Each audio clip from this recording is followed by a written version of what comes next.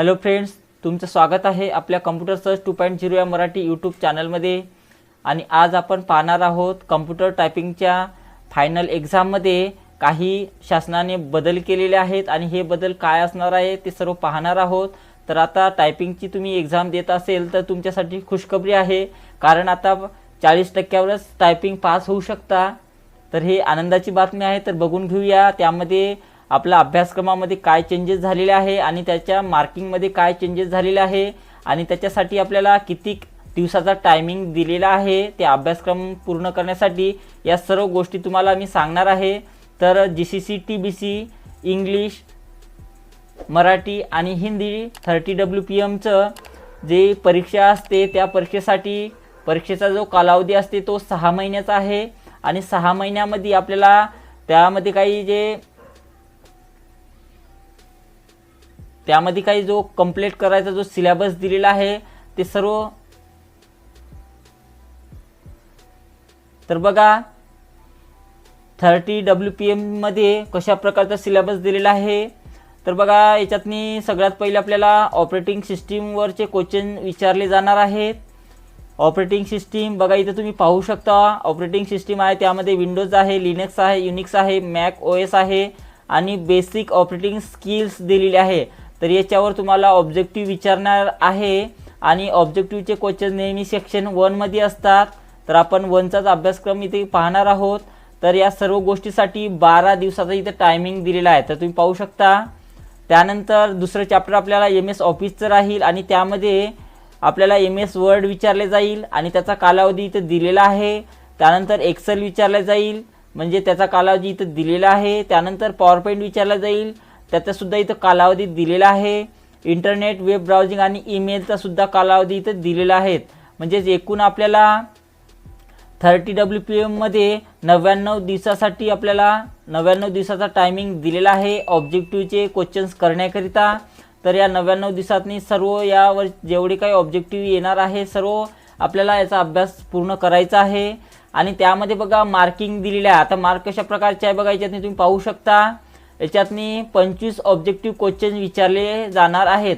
तर याच्यातनी बघा 25 क्वेश्चन विचारले जाणार आहे आणि 25ही क्वेश्चन्सला 1 मार्क असणार आहे। तर 25 मार्काचा ऑब्जेक्टिव्ह असणार आहे। आणि हे सर्व आपण 2024च्या सर्व टायपिंगच्या एक्झाममध्ये हे मार्किंग पद्धत आणि अभ्यासक्रमाची जी पद्धत आहे ती लागू होणार आहे। तर 25 मार्क ऑब्जेक्टिव्हचे असणार आहे आणि पासिंगकरिता मिनिमम आपल्याला 10 मार्क असणं आवश्यक आहे। 25 पैकी आपल्याला 10 मार्क असणं इंग्लिशच्या 30च्या पेपरमध्ये आवश्यक राहील।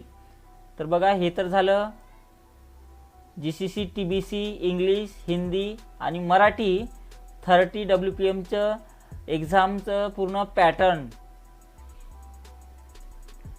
तर बघा इथं तुम्ही पाहू शकता 10 मार्क आपल्याला असणं महत्त्वाचं आहे 25 मार्कापैकी, आणि याचा कालावधी सुद्धा इथं दिलेला आहे। त्यानंतर बघूया आपण सेक्शन 2। आता सेक्शन 2 कशाचं असणार आहे बघा, सेक्शन 2 नेहमीप्रमाणेच लेटरचं राहणार आहे। त्यामध्ये तुम्हाला लेटरमध्ये काय काय करायचं आहे, लेटर टाईप सेटिंग करायची आहे, त्याची प्रॅक्टिस करायची आहे आणि सगळी प्रॅक्टिस आपल्याला MS वर्डमध्ये करून घ्यायची आहे। त्यानंतर स्टेटमेंट दिलेला आहे, मार्कशीट कशी सेटिंग करायची आणि त्याची प्रॅक्टिस आपल्याला MS एक्सेलमध्ये करायची आहे। आणि त्यानंतर सेक्शन B मध्ये ईमेलवर आधारित क्वेश्चन्स आपल्याला विचारले जाणार आहेत, म्हणजे आपल्याला ईमेल सोडवायचा आहे। तर या सर्व गोष्टींसाठी आपल्याला 30 दिवसाचा टायमिंग दिलेला आहे। तर बघा लेटरमध्ये आपल्याला 15 मार्क दिलेले आहे, त्यानंतर स्टेटमेंटमध्ये आपल्याला 15 मार्क दिलेले आहे आणि ईमेलला 5 मार्क दिलेले आहेत। तर एकूण आपल्याला 35 मार्काचं सेक्शन B सोडवायला सांगणार आहेत। तर 35 पैकी आपल्याला 14 मार्क असणं आवश्यक आहे। म्हणजेच या तिन्ही मिळून ईमेल, लेटर आणि स्टेटमेंट मिळून आपल्याला 14 मार्क पास होण्यासाठी आवश्यक राहील। ठीक आहे, हे तर झालं सेक्शन Bचं। त्यानंतर सेक्शन C मध्ये आपल्याला टायपिंगची स्पीडचा उतार आपल्याला सोडवायचा आहे। तर स्पीड पॅसेज आपला तर स्पीड पॅसेज आपला 40 मार्काचा असणार आहे आणि या 40 पैकी आपल्याला स्पीड पॅसेजमध्ये 16 मार्काची आवश्यकता राहणार आहे मिनिमम पास होण्याकरिता। तर आपल्याला बघा 16 मिनिमम मार्क असणार आहे पास होण्याकरिता 40 पैकी। तर अशा प्रकारे हे 30 WPMचं पूर्ण पेपर राहणार आहे। तर ऑब्जेक्टिव्हमध्ये बघा 10 मार्क पाहिजे। त्यानंतर सेक्शन बी मध्ये लेटर, ईमेल, स्टेटमेंट मिळून 14 मार्काची आवश्यकता राहणार आहे आणि सेक्शन सी मध्ये 40 पैकी 16 मार्काची आवश्यकता राहणार आहेत। एकूण तुम्ही 40 मार्कात सुद्धा टायपिंगची एक्झाम पास होऊ शकता। तर हे तर झालं आपलं इंग्लिश 30, इंग्लिश, हिंदी, मराठी, हिंदी 30, ठीक आहे। त्यानंतर आपल्याला 40 बद्दल सुद्धा माहिती करून घ्यायची आहे। Basic computer in computer typing Marathi, English आणि हिंदी 40 WPM। तर 40च्याही पेपरमध्ये आपल्याला बघा इकडे सिलेबस दिलेला आहे, तो सिलेबस व्यवस्थित पाहून घ्या। अशा प्रकारचा तो सिलेबस असणार आहे आणि त्यासाठी एवढ्या कालावधीचा इथे टायमिंग दिलेला आहे। यामध्ये सुद्धा MS Word, MS Excel, MS पॉवरपॉईंटचे क्वेश्चन्स विचारले जाणार आहेत आणि त्याचा कालावधी सुद्धा इथे तुम्हाला दिलेला आहे। तर ते व्यवस्थित चेक करून घ्या आणि त्यानंतर बेसिक मल्टीमीडिया ॲप्लिकेशन सुद्धा याच्यातनी दिलेला आहे। तर याचा सुद्धा आपल्याला अभ्यास करायचा आहे आणि त्यासाठी सुद्धा 10 दिवस इथं दिलेले आहे। तर यामध्ये बघा सर्व ऑब्जेक्टिव्हचे क्वेश्चन्स 25 असणार आहे। तर बघा इथं 25 ऑब्जेक्टिव्हचे क्वेश्चन्स दिलेले आहे आणि प्रत्येकाला आपल्याला 1 मार्क इथं दिलेला आहे। तर प्रत्येकाला 1 मार्क आहे, म्हणजेच 25 मार्काचं 40 मध्ये सुद्धा ऑब्जेक्टिव्ह राहणार आहे आणि 25 पैकी आपल्याला पास होण्याकरिता 10 मार्काची आवश्यकता आहे, फक्त 10 मार्काची आवश्यकता आहे। याच्या आधी 50 मार्काचे ऑब्जेक्टिव्ह राहत होते, 50 पैकी आपल्याला 25-26 मार्क असणं आवश्यक होतं पास होण्याकरता, परंतु आता 10 मार्काची आवश्यकता आहे आणि 25च क्वेश्चन आपल्याला विचारले जाणार आहेत।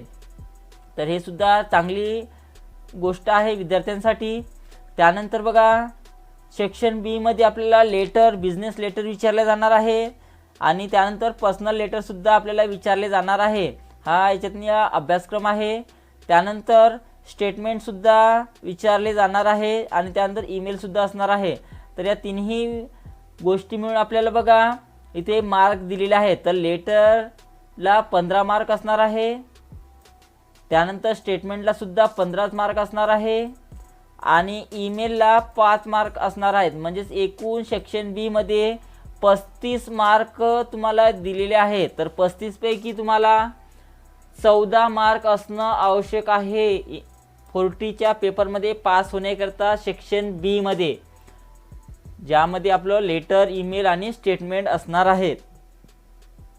तर ऑब्जेक्टिव्ह मध्ये 10 40 मध्ये आणि लेटर, ईमेल, स्टेटमेंट मध्ये 14 आणि स्पीड पॅसेज मध्ये बघा स्पीड पॅसेज मध्ये आपल्याला 40 मार्काचं स्पीड पॅसेज विचारणार आहेत 40च्या पेपरमध्ये। तर 40 पैकी आपल्याला 40 मध्ये 16 मार्काची आवश्यकता आहे, म्हणजे सेमच आहे आपला 30 आणि 40 मध्ये मार्किंग सेम आहे, फक्त अभ्यासक्रम थोडाफार चेंजेस झालेला आहे। तर ते पाहून घ्या आणि याच्यात सुद्धा तुम्ही 40% वर पास होऊ शकता।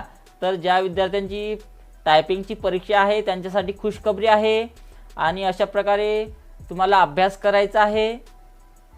तर या व्हिडिओमधून तुम्हाला थोडी काही माहिती जर मिळाली असेल तर या चॅनलला सबस्क्राईब करा आणि जर व्हिडिओ जर आवडला असेल तर व्हिडिओला लाईक करायचा आहे। तर भेटू एका नवीन व्हिडिओमध्ये।